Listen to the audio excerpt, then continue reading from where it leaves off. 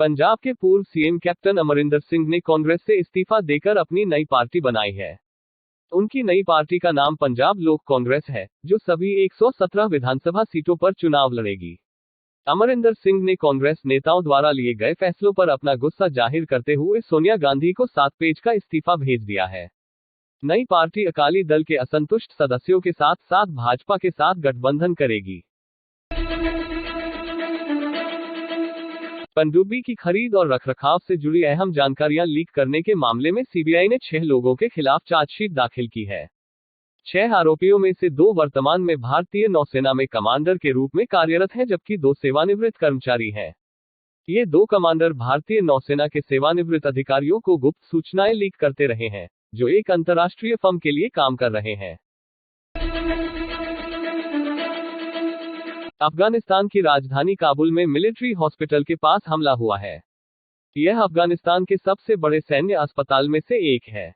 इस हमले में 19 लोगों की मौत हो गई और 50 से अधिक घायल हो गए। अभी तक किसी भी संगठन ने इस फिदायीन हमले की जिम्मेदारी नहीं ली है। कैबिनेट उड्डयन मंत्री ज्योतिरादित्य एम सिंधिया ने भोपाल रायपुर और भुवनेश्वर जयपुर मार्गों के बीच सीधी उड़ानों का उद्घाटन किया। ये नए मार्ग यातायात को अधिक बढ़ाने में मदद करेंगे और यात्रा के समय को काफी कम कर देंगे। भारतीय मानक ब्यूरो बिस ने उपभोक्ताओं से धनतेरस और दिवाली पर्व के अवसर पर उपभोक्ताओं से यह सुनिश्चित करने का अनुरोध किया है कि वे हॉलमार्क ज्वेलरी ही खरीदें। 23 जून 2021 से प्रभावी हॉलमार्किंग को देश के 256 जिलों में 14, 18 और 22 कैरेट के स्वर्ण आभूषणों कलाकृतियों के लिए हॉलमार्किंग को अनिवार्य कर दिया गया है। ये 256 जिले ऐसे जिले हैं जहां कम से कम एक जांच और हॉलमार्किंग केंद्र है। इन 256 जिलों की सूची बीआईएस की वेबसाइट www.bis.gov.in पर उपलब्ध है।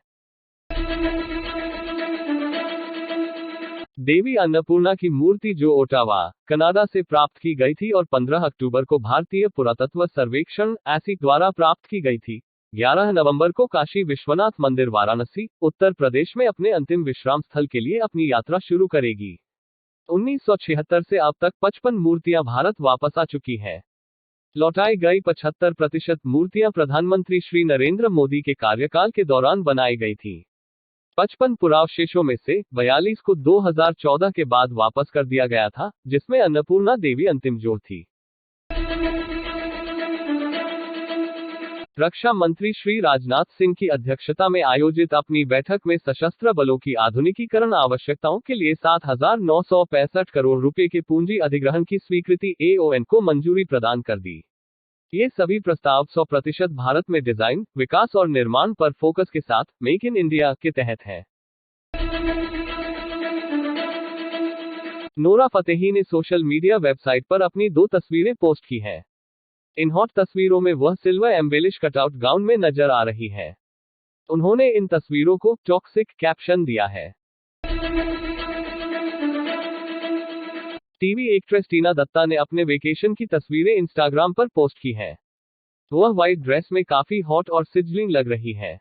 टीना ने अपने पोस्ट में लिखा, आई स्ले, लुक स्किल। वो महिलाएं जिन्हें आप कभी नहीं भूलेंगे, या बेबी कम से कम मैं यह सुनिश्चित करूंगी कि आप न करें। एक अन्य तस्वीर में उसने लिखा, अपने शरीर को गाने दो, उसे नाचने दो, उसे फैलने दो, उसे कला में बदलने दो। विश्वास करो कि तुम कर सकते हो और तुम यह सब कर सकते हो। ब्रिटनी पामर, जो अल्टीमेट फाइटिंग चैंपियनशिप (UFC) के लिए ऑक्टागन गर्ल के रूप में जानी जाती हैं, अपनी दिलकश तस्वीरों की बदौलत सोशल मीडिया पर धूम मचा रही हैं। उसकी एक बड़ी सोशल मीडिया फॉलोइंग है। वह एक खूबसूरत महिला है जो अपनी आकर्षक सुंदरता से सभी को चौंका देती है। ऑक्टागन गर्ल ने 2011 में UFC 125 में UFC में प्रवेश किया। DRI के अधिकारियों ने अक्टूबर 2021 में 2 अलग-अलग मामलों में 155 किलोग्राम हशीश जब्त किया है, जिसे नेपाल से भारत में तस्करी कर लिया गया था और आंतरिक इलाकों में भेजा जा रहा था। अधिकारियों ने हापुड़ मेरठ मार्ग पर एक रेनो डस्टर कार को रोका। उक्त कार की गहन जांच के साथ 85 किलोग्राम उच्च गुणवत्ता वाला हशीश जब्त किया गया, जिसे डस्टर कार के बूट के नीचे एक विशेष रूप से निर्मित कैविटी में छुपाया गया था। दूसरे मामले में अधिकारियों ने बिजनौर के पास रामराज कस्बे, उत्तर प्रदेश में एक महिंद्रा बोलेरो पिकअप ट्रक को रोका। वाहन की गहन जांच के साथ 70 किलोग्राम उच्च गुणवत्ता वाला हशीश जब्त किया गया, जिसे वाहन के कैरेज बॉडी के ड्राइवर साइड के पास विशेष रूप से बनाए गए कैविटी में छुपाया गया था। डॉक्टर जितेंद्र सिंह ने मोहाली स्थित राष्ट्रीय कृषि खाद्य जैव प्रौद्योगिकी संस्थान में उन्नत 650 टेराफ्लॉप सुपर कंप्यूटिंग सुविधाओं का उद्घाटन किया। केंद्रीय मंत्री डॉक्टर जितेंद्र सिंह ने कहा कि भारत की आजादी के 75वें वर्ष में सरकार 75 अभिनव स्टार्टअप्स की पहचान करेगी और उन्हें बढ़ावा देगी। सुपर कंप्यूटिंग की सुविधा telemedicine, digital health, big data के साथ एम हेल्थ, एआई, ब्लॉकचेन और अन्य प्रौद्योगिकियों जैसे क्षेत्रों में काम कर रहे इन 75 अभिनव स्टार्टअप्स के लिए एक सुविधा प्रदाता के रूप में काम करेगी। डॉक्टर जितेंद्र सिंह ने देश में स्टार्टअप के लिए विश्व स्तरीय अनुसंधान सुविधाएं प्रदान करने के उद्देश्य से चंडीगढ़ के मोहाली में iRISE टेक्नोलॉजी बिजनेस इंक्यूबेटर का भी उद्घाटन किया। iRISE के साथ मोहाली देश के अन्य स्टार्टअप केंद्रों जैसे कि बेंगलुरु और गुरुग्राम के समूह में शामिल होने के लिए तैयार है।